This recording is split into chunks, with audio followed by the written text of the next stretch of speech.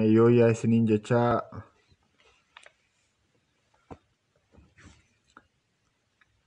ani kara deeman dhimma ariifachiisaadhaatiif isinii dhufeera. Namoonni jirtan hundumtuu dhaamsa nama tokkootiif ga'uutu hin taane dhaamsa uummata Oromoo hundumaa barbaachisuudha. Yoo isinii danda'ame mee ofirraati sheerii gochaa deema. Qilleensa gubuuf Oromoo balleessuudhaatiif. Kanarratti hundumti keenya kan walii wajjiniidhaatiin itti fufnu eenyutu qilleensa gubaa eenyutu Oromoo balleessuu danda'a. So qilleensa gubuuf Oromoo balleessuuf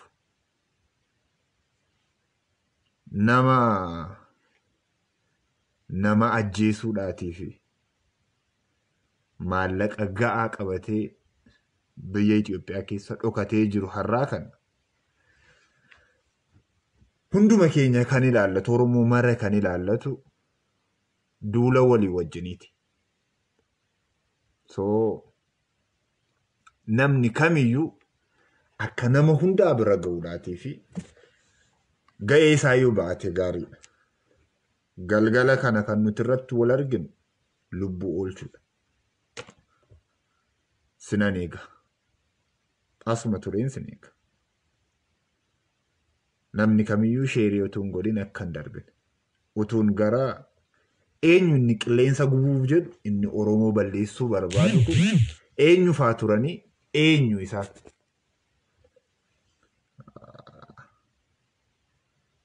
Qonyeen warra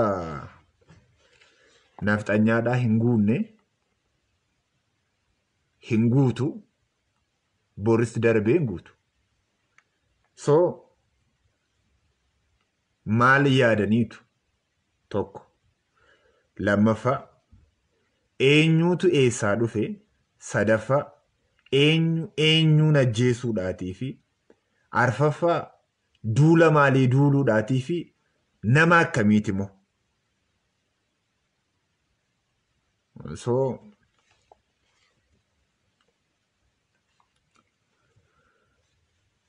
wanta isin quba qabdan yookaan immoo wanta isin keessa beektan irraatiin eegala. Gaafuman jalqaba.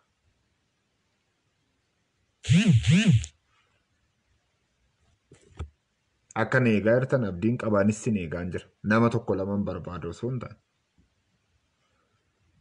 Jawaar gaafa dorgommiidhaatiif gara biyyaatti galee gaafa dorgomuuf jedhee Atilaantaatti maaltu mudatee ture? Eenyuutu irratti dhukaasuuf utuu deemuu qabame amma moo eessa jira namni sun? Tokko kana. Ijoollee diisii irratti eenyuutu dhukaasee ture? Namni sun moo eessa bu'e? Afaan Oromoo akkamittiidhaatiin beekaa? Maaliif Itoophiyaa dhufee jira?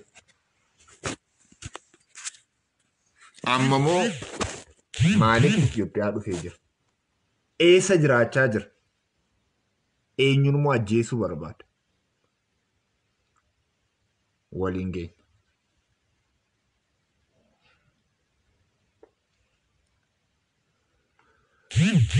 Warri Habashaadhaa kaleessa Itoophiyaa ijaaruudhaatiif yaalii maal gochaa?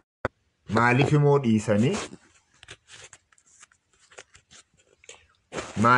dhiisanii faannoo eenyuutu ijaaruu barbaada? Akkamittiin immoo ijaaruu barbaadu? Kana. Qilleensa gubuuf Oromoo balleessuuf. Kun abjuu yeroo kamii akka inni ta'e maal gochuu akka qabu?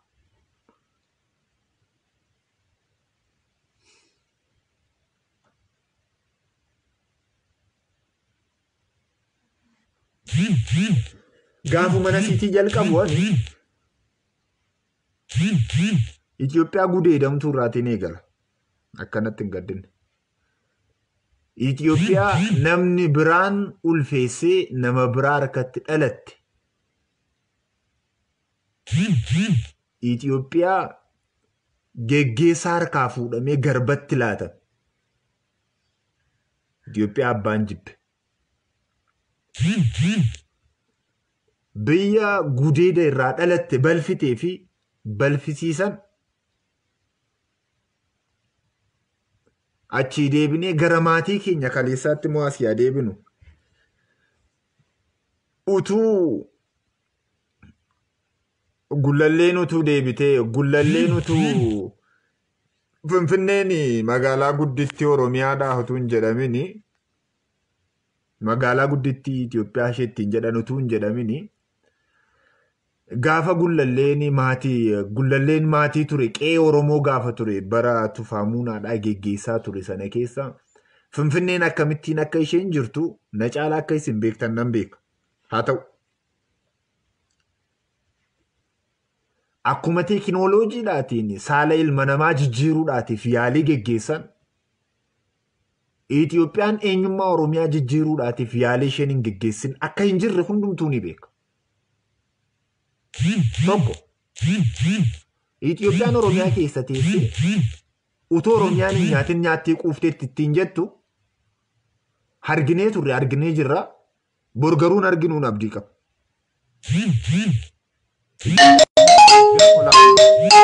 Kolaasuudhaatiif gaafa hundumaadhaan wargamu. So Itoophiyaa badduudha ishee. Itoophiyaa hamtu. Itoophiyaa namoota dhashuun irra jiru kolaastee manatti wal deebistee Itoophiyaa hanqu. Maal gochuudhaaf deemaa akka isheen jirtu nama jalaa miliqfachaa kan jirtu. Asumaatiin dhimmi ariifachiisaan ani gara keessanitti dhufe namtichi mana adabaa keessatti Jawaar Mohaammed Baqqalaadhaatii fi Koloneel Gammachuu keessaa nama tokko ajjeesuudhaatiif Atlaantaadhaa bahee biyya kana gale eessa jira? Normaalii akka nuti gargar baasnee ilaalle utuu hin taane biyya sanarraati yookaan magaalaa Atlaantaarraati warri Abashaadhaa nama afaan Oromoo danda'u Hararitti nama dhalate. Afaan Oromoo hin danda'a gaafa jiru perfeektii osoo hin taane nama biyya Hararitti dhalate achitti guddatee magaalaa Atlaantaa ture. Gara biyya Itoophiyaatti deebi'ee biyya kana keessa jiraachaa Jawaariitii fi Baqqalaa Koloneel Gammachuu irratti xiyyeeffatee namni jiru kun biyya Itoophiyaa keessaati magaalaa kam jira maal hojjechaa jira nama utuu ittiin bu'in fincaan ofirratti fincaa'u. Abashaan birrii miiliyoonii 1,800 laattee beendeemi faannoo hundeessittiin jettee ergite. Biyya Itoophiyaa kanatti galee eessa taa'ee hojii hojjechaa jira? Isa jedhu dhaamsa hunduma Oromooti. Magaalaa Matakkal keessa taa'ee bakkuma sanas moo dhokatee akkamittiin Jawaariif Baqqalaa Koloneel Gammachuu fa'aa argachuu akka danda'u namni haala mijeeffachaa jiru. Namni amma magaalaa Matakkal jiru kun biyya mootummaa qabdi jedhamee yaadame mootummaan kufee jiru keessa beektota Oromoodhaa ayidooloojii barbaadan haa qabaatan. Itoophiyaa safaarsanii, Itoophiyaa ijaaruufis haa yaalanii, Oromiyaa afaarsanii, Oromiyaa ijaaruufis Oromiyaa dhaabuufis haa yaadan. Garuu hayyuun Oromoodhaa beekumsi isaa beekumsa biyyattii gudmaan biyyattii isaan Itoophiyaa ittiin jedhan osoo hin taane addunyaa kana guutummaa kontirool godhee jiraachisuu danda'u. Attam godhee ajjeesuudhaatiif dhufe eenyu inni maqaan isaa dhuguma laphee ittiin ajjeesan immoo qaba. Hadha buyyuu malee maal jedhanii immoo erganii jiru. So namoonni liibii kanarra jirtan hundumtuu akka nan komanne isiniin jecha dhaamsi kun nama dhiigni isaa Oromoo ta'e kamuun ilaallata. Makkalaakiyaadhaatii kaasee hamma waraana warra daangaa biyyaarra jiru ittiin jedhan sanaatti ilaallata. Because namni amma ani isinitti himuudhaatiif dhufe magaalaa Matakkal keessa jira ittiin jedhame Finfinneef Matakkal gidduu deddeebi'u kun dhiiga Oromoo dhangalaasuuf deemaa jiru. Ejjennuun isaa inni guddaan immoo Jawaariif Baqqalee irratti namni ta'e kuni yoo ta'e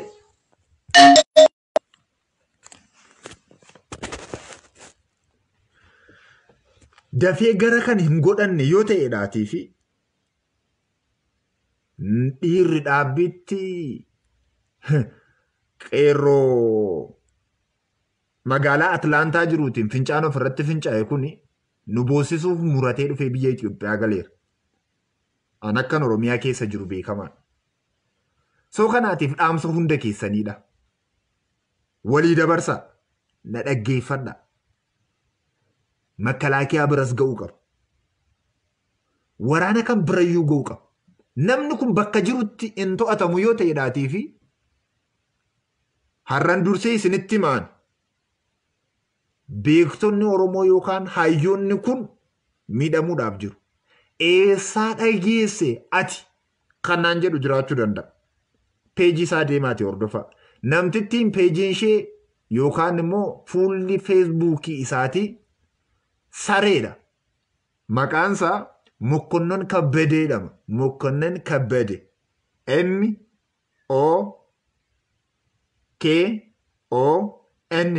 M-O-K-O-N-E-N Kabbade. Mokkonnon Kabbade. Profaayiliin isaa sareedha. Magaalaa Atlaantaa keessa ture. Nama Jawaariin ajjeesuudhaatiif utuu deemaa jiru namoonni itti duulanii biyyaa itti duulanii qabsiisan. Abashoonni garuu biyya Ameerikaa keessatti shugguxii baadhatanii socho'uun hin danda'ama jechuun irratti calleessanii irratti dhangalaasanii laayisensii qaba ittiin jechuudhaatiin utuu hin hidhamin nama ba'e. Nama magaalaa DC'tti qeerroo irratti dhukaasee barbaadamee badee achumaan miliqee ture.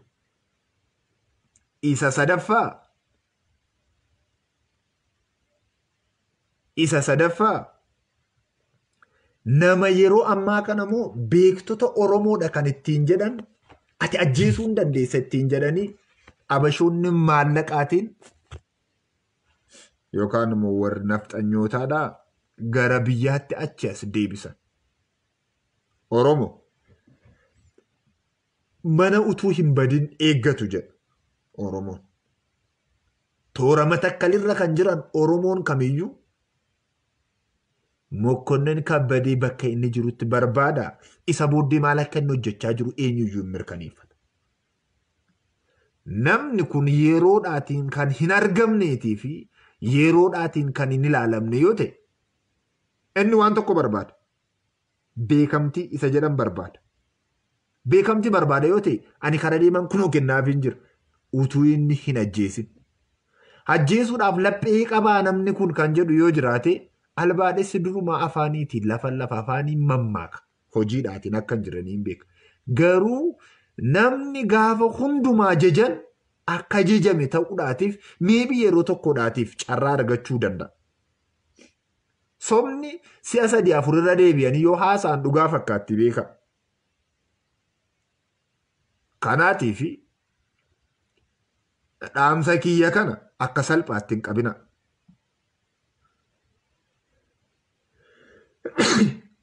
Siyaama fayyootu naan hin jedhin akka hin darbine.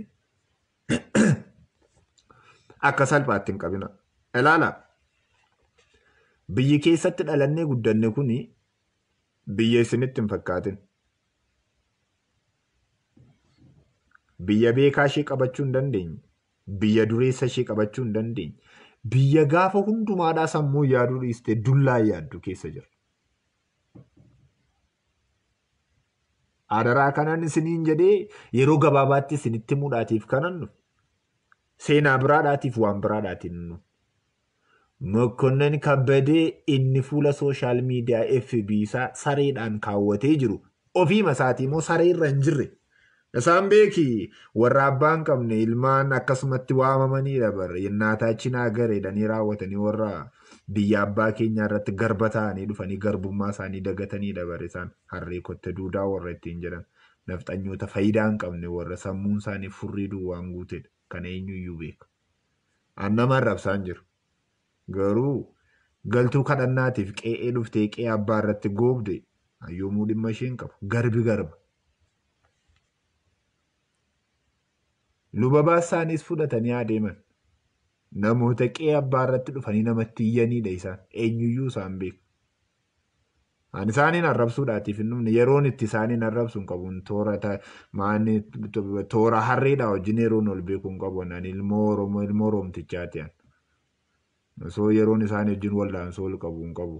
Isaan dhimma isaanii gara qe'ee isaaniitti galan yoo galan hanqee abbaa kiyyaarra taa'een kanan ittiin jechaa jiru. Garuu hayyoonni Oromoodhaa jiru ittiin jedhaman ayidooloojii barbaadanaa qabaatanii ayidooloojii barbaadanis haa jedhanii. Abbaa barbaadanis kaasoo barbaadan naaf hayyuun Oromoo hayyuudha. Beekaan Oromoo beekaadha. So beekaa isaa moo abbaatu tiffata. Kanaatiif akka walitti dhiyaattanitti Oromoo guutummaa keessan Oromoo nama abbaadhaatiin abashaan ta'e nama abbaan nafxanyaan ta'e. Anorra luba baasiinis hin jenna. Oromoo qulqulluu qofaan hin jenna. Luba baasiinis hin jenna dhiifamu. Luba baasiin yoo jiraattan as keessa warri guddifachaadhaatiin dhuftanii dabalamtanis siniin ilaallatu. Warri itti cuubamtanis siniin ilaallatu. Warri itti qalattanis siniin Oromoo qulqulluu qofa.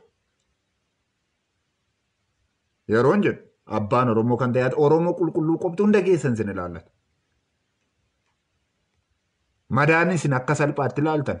Hunda keenyarraati. Qubti isheen kun harka kanarraati yoo cittee hanquudha harki kun.